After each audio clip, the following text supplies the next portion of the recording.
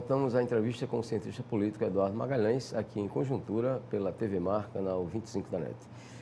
Professor Eduardo, aqui praticamente pode-se dar como encerrada a disputa para o governo. É só esperar a homologação da vitória do governador Renan Filho.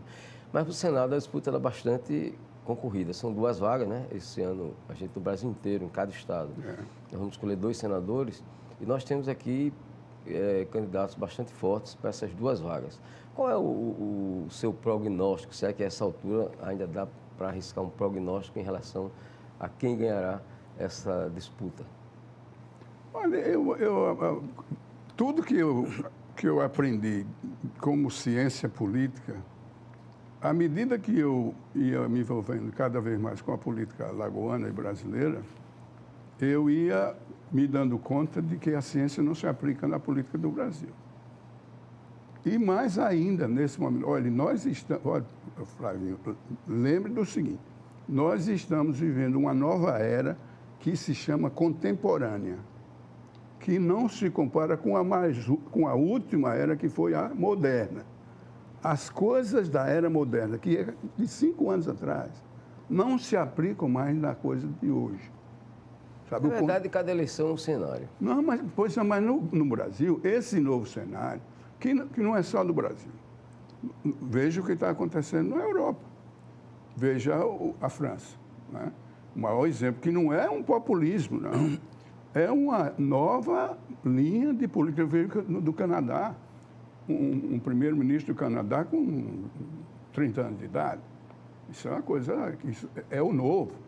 É o novo que não é o moderno, é o novo que é o contemporâneo, que é diferente do moderno e é uma antecipação de algo que a gente não pode antecipar. Não há como a política do mundo inteiro ter uma preparação para a política do amanhã. Porque o amanhã vai ser conduzido não pelas ciências, pelas humanidades, vai ser conduzido pelas ciências exatas. E as ciências exatas não são baseadas em especulação ou em emoções. Essas são baseadas na razão e são baseadas em aspectos que podem ser comprovados. Então, isso está afetando o Brasil de uma maneira que fica muito difícil eu dizer o que vai acontecer na eleição. Primeiro, o Rodrigo é o político mais respeitado do estado de Alagoas. Rodrigo Cunha. Tem um prestígio. Se existe ainda um inconsciente coletivo, e eu acredito que não existe mais, mas no inconsciente individual que se junta, há uma presença muito forte de Rodrigo Cunha. Ele que é um dos pré-candidatos ao Senado. Ao Senado. Mas com as propostas e com o prestígio que ele obteve como um político honesto, trabalhador, transparente, confiável. E você vir com a proposta de candidatura do Senado, as propostas do Rodrigo têm que ser muito diferentes, porque no Senado não se faz o que é feito no Executivo. Está entendendo? Então você tem até a situação do Rodrigo, é uma situação individual. E o que o Estado de Alagoas precisa é o coletivo. Você precisa fazer transformações que sirvam para todo o Estado de Alagoas. Que transformações? Como é que nós vamos fazer? O manifesto do Rodrigo é um manifesto dirigido ao Executivo. E o eleitor que vai votar para o senador, ele sabe que o senador não vai ser o responsável pelas transformações propostas. O responsável pelas transformações propostas é o Executivo. Então, talvez a candidatura do Rodrigo tivesse sido para o governo do Estado e não para o Senado da República. A posição do Renan e do Benedito são fortíssimas. Fortíssimas, porque o Renan tem 400 anos de experiência de política alagoana muito vitoriosa. Mesmo se você considerar 2 derrotas de Renan, a derrota para prefeito em 88 e a derrota para governador em 90, isso não afetou muito a história política de Renan, que é um grande vencedor, e não só em Alagoas. no Brasil inteiro. É uma referência nacional. Já ocupou a presidência do Senado 2, 3 vezes. 3 vezes. Pois é, então essa é uma pessoa que é um senhor vencedor. A mesma coisa que o Benedito de Lira, de uma maneira completamente diferente. Benedito perdeu uma eleição na vida e perdeu como vice-governador. Ninguém vota no vice. Estava se votando era no Mano, que era o candidato ao governador do Estado. O Benedito tem um trabalho de vereador, onde ele começou a carreira dele como vereador, é o mesmo trabalho que ele faz como senador da República, porque o senador da República hoje é um vereador. O que você veja bem, as críticas que fazem a Heloísa Helena, o que foi que a Heloísa Helena fez no Estado de Alagoas? Não podia fazer nada. Porque quando ela foi expulsa do PT, ela não tinha nenhuma, e não havia ainda as emendas obrigatórias que você tinha hoje, cada senador tem 15 milhões para gastar onde quiser, do jeito que quiser. A Heloísa Helena não tinha. Então, ela aprovou dezenas de projetos e emendas no Estado de Alagoas que nunca foram executadas, porque não era interesse do governo Lula executar as emendas da Heloísa. Então, nessa situação, nós estamos numa situação muito diferente, porque o perfil e a função do Congresso Nacional mudou pela presença do clientelismo, pelo favorecimento, tudo baseado, o que é que você me dá em troca do meu voto? Sabe? Essa é uma situação que o pensamento, como um pensamento de um Brasil diferente do Rodrigo, vai ser difícil, porque todo o trabalho dele é baseado nas redes sociais. De que maneira as redes sociais vão afetar o resultado dessa eleição? Nós não sabemos, nem podemos antecipar. Eu sempre acreditei que o grande instrumento de comunicação na política, desde 82, é a televisão. É a televisão. E, principalmente, aquele programa gratuito, obrigatório da campanha. Que todo mundo diz que não assiste, mas que influencia. Influencia. E agora, você tem a notícia que você vai dar no programa e que vai ser reproduzida através das redes sociais. Uma pessoa que é muito competente no uso das redes sociais, a partir do programa obrigatório, político obrigatório, ele está o ponto de partida para suas redes sociais multiplicarem, né? Mas o que eu estou tentando dizer é que essa situação, há 4 meses da eleição, não pode ser antecipada. Porque se você tiver uma pessoa que comece a reunir o Brasil inteiro em prol de uma saída para o Brasil, esse grupo pode afetar todos os estados da federação.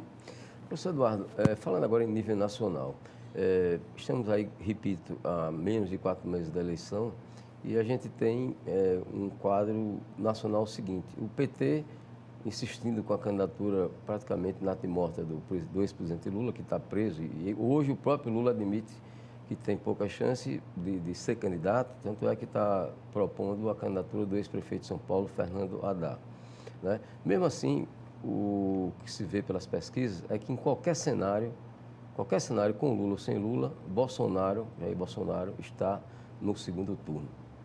O que é que o senhor tem a dizer com relação a essas projeções para a eleição presidencial? A primeira reação, Flavinho, é que isso é uma demonstração de que o brasileiro só tem a preocupação com o seu interesse pessoal. Na cabeça dos eleitores de Bolsonaro, o Bolsonaro é uma proteção contra a violência. Não é um projeto de fazer o Brasil melhor. Não é um projeto de transformar o Brasil numa potência internacional. Não é um projeto de criar uma educação de qualidade no Brasil. É um projeto de permitir que você ande armado, que bandido seja morto, que as prisões, as cadeias sejam para miserável mesmo, que é para sofrer, cometer um crime, você tem que ser punido. Ou seja, essa é a mensagem do Bolsonaro. Se você retirar essa parte radical da candidatura Bolsonaro, não sobra nada, porque ele desconhece completamente a realidade do Brasil. E a realidade internacional nem se fala. Ele não tem uma noção mínima do que é geopolítica. Mínima. Sabe? E não é possível que numa situação em que nós nos encontramos hoje, em que nós chegamos a um ponto muito alto e, de repente, caímos com a queda do Lula e a queda da economia brasileira. No mundo capitalista, quem tem força é quem tem dinheiro. Quem tem força é quem tem muita coisa para exportar, muita coisa para vender. Nós não temos mais. A partir de 2008, no segundo mandato do presidente Lula, as coisas começaram a se desorganizar no Brasil, a economia brasileira, e o que vale hoje é a economia, Flavinho. O mundo é um mundo capitalista. O que aconteceu? Que o que começou a se desorganizar no segundo mandato de Lula entrou em colapso completamente no governo inábil, totalmente incapaz da presidente Dilma. Completamente as loucuras cometidas por essa mulher que levaram o Brasil a uma situação que é possível que nos coloque entre os países de segunda qualidade para sempre. E nós estávamos a caminho de ser uma potência mundial. Com tudo que nós tínhamos, organização, um sistema bancário de primeira qualidade nós criamos no Brasil, a inflação, que é o grande inimigo do desenvolvimento controlado, as escolas, o Lula criou universidade e botou a universidade no Brasil inteiro. O Fernando Henrique já tinha colocado as crianças nas escolas, ensino fundamental. O Brasil estava caminhando numa direção correta, se não fosse o desastre dos últimos 2 anos, que continuou piorando com o presidente Temer. Então, essa situação faz com que a eleição para presidente da República não atraia ninguém. Você está falando do Bolsonaro com 19% de intenção de voto, ou 20%, não ganha eleição. E outra, o candidato radical, que é do interesse só de um segmento, tanto do rico como do pobre. Essa é a coisa que é interessante do Bolsonaro, que nos encontros com os ricos de São Paulo, está chegando o herói nacional, que vai proteger o interesse. Nem sequer convida o Bolsonaro para um café da manhã na casa deles, mas tem certeza que o Bolsonaro vai matar todo bandido que aparecer por perto. O que é que o senhor acha da candidatura de Ciro Gomes? Olha, eu tenho uma admiração tremenda pelo Ciro Gomes, sabe por quê? Porque a cidade dele é onde tem o município dele é da melhor educação do Brasil. Do Brasil. Sobral, no Ceará. Né? Sobral, no Ceará. O estado do Ceará, das 100 melhores escolas do Brasil, 72 estão no Ceará. Então, isso é parte de uma proposta do Ciro Gomes nos cargos que ele exerceu, de governador, de prefeito. Tá?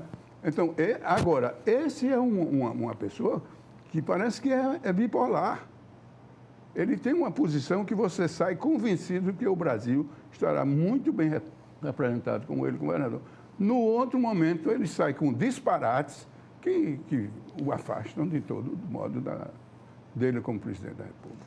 Ok. Muito obrigado ao professor Eduardo Magalhães pela sua participação aqui nesta edição de Conjuntura. Vamos agora ao intervalo. A gente volta daqui a pouco conversando com o cantor e compositor Eliezer Seton.